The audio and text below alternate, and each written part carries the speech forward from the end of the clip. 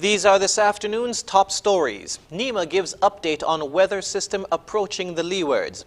Venezuela opposition leaders promise to boycott elections, and global condemnation of Mali coup despite public support. Hello and welcome to the ZIZ Midday Newscast. Today is Friday, the 21st of August 2020. I'm Jason Davis. Nationally, the Antigua and Barbuda Meteorological Service continues to closely monitor the progress of Tropical Storm Laura. In a radio weather update, National Disaster Coordinator at the National Emergency Management Agency, Abdia Samuel, said that the weather system is approaching the northern Leeward Islands. In the 11 a.m. update issued by the National Hurricane Center, St. Kitts and Nevis is now under a tropical storm warning, along with Antigua, Barbuda, Anguilla, Montserrat, and the British Virgin Islands. The update says Tropical Storm Laura is moving towards the west near 18 miles per hour, and a generally west-northwestward motion at a faster forward speed is expected over the next couple of days. On the forecast track, the center of Laura will move near or over the northern Leeward Islands later today, near or over Puerto Rico on Saturday morning, and near the northern coast of Hispaniola late Saturday and early Sunday. Therefore, it poses a threat to the islands with the potential to cause significant impact from storm force winds, high seas, minor storm surges, and minor flooding. Residents should monitor the progress of this system and be ready to implement their disaster preparedness plans if it becomes necessary. A bus driver and a passenger have been injured following an incident in Old Road where a rock rolled off a hill into the passenger bus. National Disaster Coordinator at NEMA, Abdia Samuel, outlined the specifics of the incident which took place on Friday morning.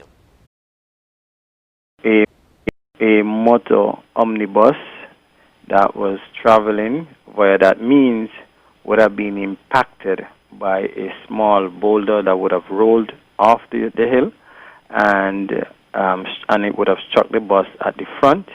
The front passenger and the driver would have been impacted by this event. Hence, we are asking all road users to exercise caution traveling in that area. As the weather system approaches, Mr. Samuel is encouraging persons to be careful in hazardous areas. Throughout the day and into tomorrow, we're going to ask persons to exercise cautions around these areas where you may have rock falls, areas that we know have the potential for landslides, and also we are advising persons not to park in known waterways where water flows heavily. National Disaster Coordinator at the National Emergency Management Agency, Abdia Samuel. In other news, the Team Unity administration is committed to bringing a permanent solution to the long-standing issue of unreliable water supply that continues to affect residents of Keon, an issue that transcended different administrations over the years. During the most recent edition of Leadership Matters, Prime Minister Harris said, quote, "For us, this is going to be a defining moment in terms of the legacy of Team Unity in resolving a problem that has been perennial or long-standing," end quote. Dr. Harris reflected on his time of attending the Keon High School as a young man and recalled how often that community would lose its water supply even then. He said the delivery of an adequate supply of water for the people of Keon would be a meaningful contribution to the brighter, safer future his administration is building in St. Kitts and Nevis. The Minister of Public Infrastructure is currently exploring several temporary solutions for the issue, such as looking into alternative water sources or wells, while the government considers a long-term fix. We now move to news on the regional scene. In Venezuela, opposition leader Juan Guaido is planning a boycott of the upcoming legislative elections. He is appealing to fractured opposition parties to unite in what has been seen as a last-ditch effort to maintain recognition at home and abroad. Al Jazeera's Lucia Newman reports. It's been nearly 8 months since government forces literally locked out Juan Guaido from Venezuela's National Assembly. This even though he was the leader of parliament. Now President Nicolás Maduro is preparing to make good on his vow to regain control of parliament, the country's only independent democratic institution, in upcoming elections. In response, Guaidó is issuing an urgent call to opposition parties for action. Propongo un compromiso. I propose a commitment to discuss and agree on a common strategy in the next 10 days. I will expect a public and active answer from each of you, showing a united commitment to freeing Venezuela. Guaido's plan calls for denouncing and rejecting what he calls an electoral fraud. We must activate an agenda of domestic and international action and mobilization to obtain the necessary responses from our armed forces, the international community, and all of our allies. Guaido is appealing to the fractured opposition to join forces and call for a total boycott of the elections, arguing that fraud is a foregone conclusion. Participating would legitimize a dictatorship, he says. A new data analysis poll suggests that 75% of Venezuelans believe the elections won't be competitive and won't reflect the opinion of the voters. When you ask people about their disposition to vote in an election that evidently is not competitive, only 11% say that they are very willing to do so, and about 30% say that they may. That means around 40% might go to the polls, but past experience shows most abstain if conditions are unfair. Given that sentiment, the opposition is clearly in a lose-lose position. Guaido has lost momentum, leadership, and the ability to mobilize large numbers of people as he once did. His bet is that by boycotting the poll, the opposition can at least claim there was no election. That will likely draw out an ongoing political standoff in which more than 50 nations recognize Guaido as Venezuela's legitimate interim president. But as he well knows, even that can't last indefinitely. Sia Newman, Al Jazeera.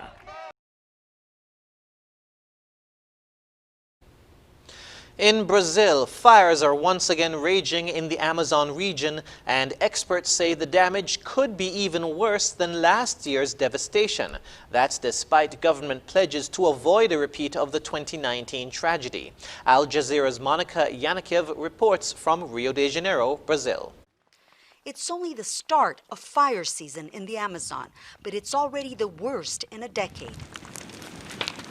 Brazil's National Institute for Space Research is reporting a total of 6,300 blazes in July, 28% more than for the same period in 2019. Environment Minister Ricardo Salles says measures are being taken to prevent last year's tragedy from repeating itself.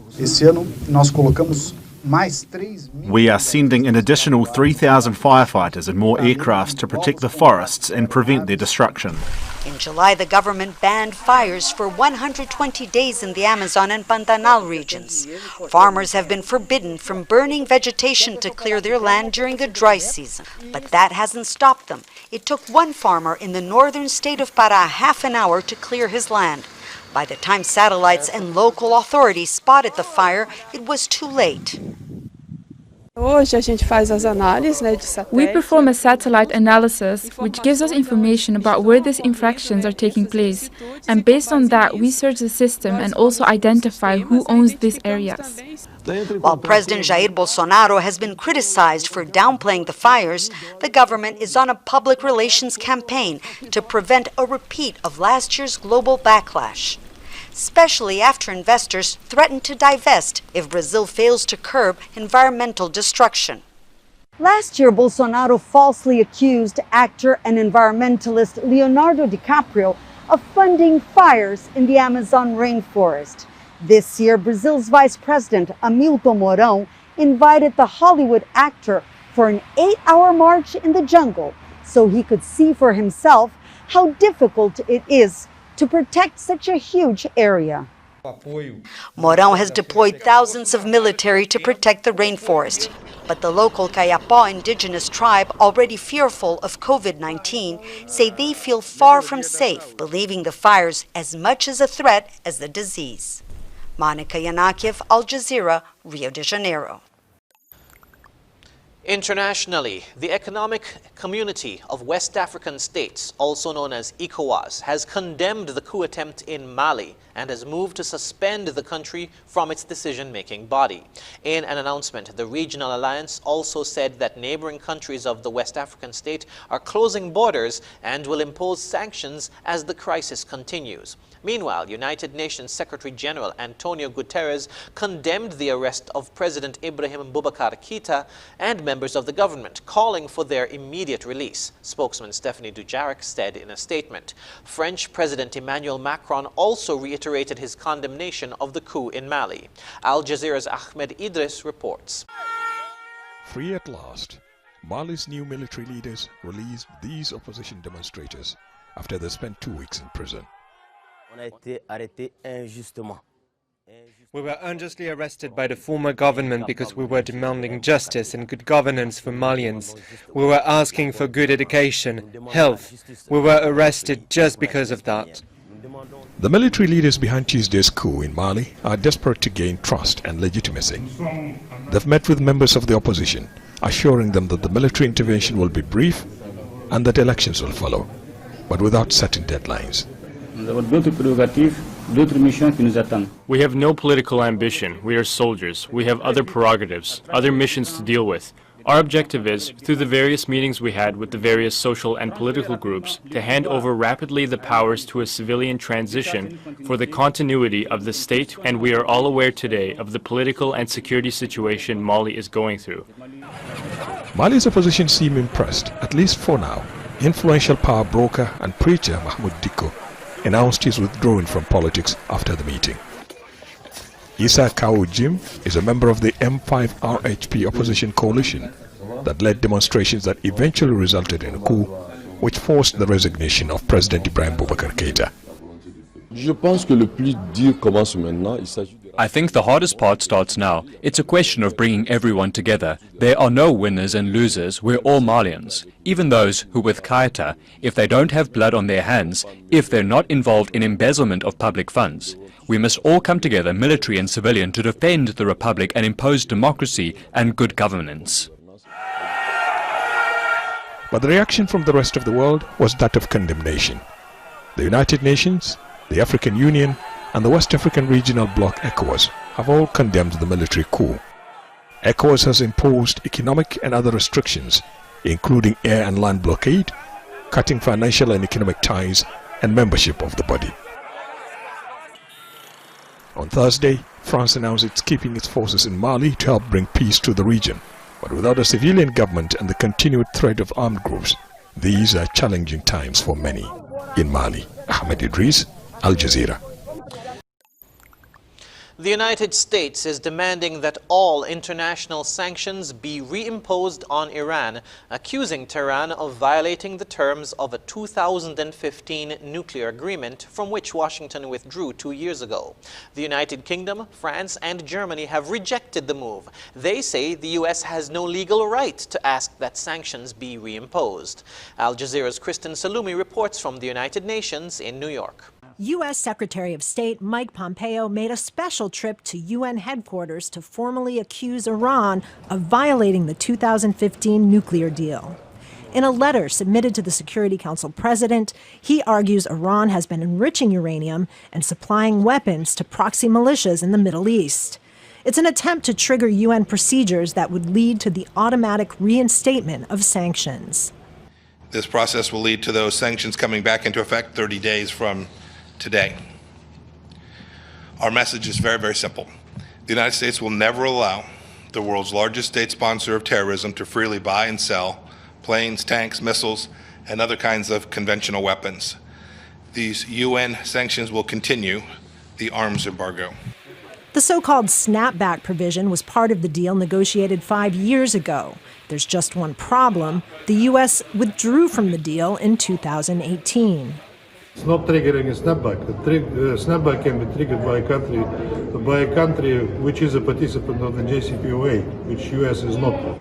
Iran, like Russia, says the U.S. move is illegal and the act of a bully. That nothing is going to happen in 30 or 31 days, because the U.S. has to enjoy the support of the Security Council, which does not exist. The U.S. position is being ridiculed in the Security Council. The United States has put its European allies on the Security Council in a very awkward position. They didn't speak publicly, but issued a statement saying they cannot support the U.S.'s unilateral move because they want to preserve the international nuclear deal. That is, as long as the Iranians hold up their end of it. The one thing that could actually turn a lot of the Europeans back to the US side in these discussions would be serious provocations by Iran. I think that what we're likely to see is the Iranians, who know the US electoral calendar, simply wait. It could make for uncomfortable relations in the Security Council, at least until November.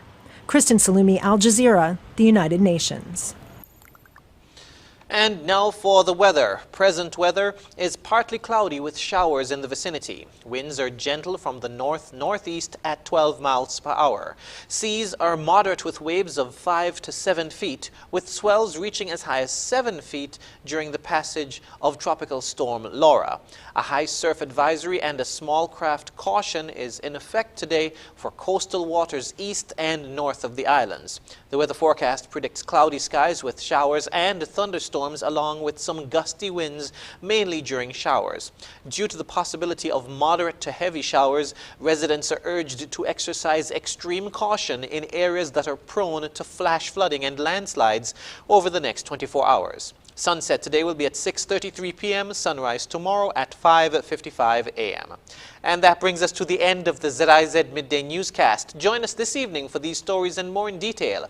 Thank you for tuning in. I'm Jason Davis.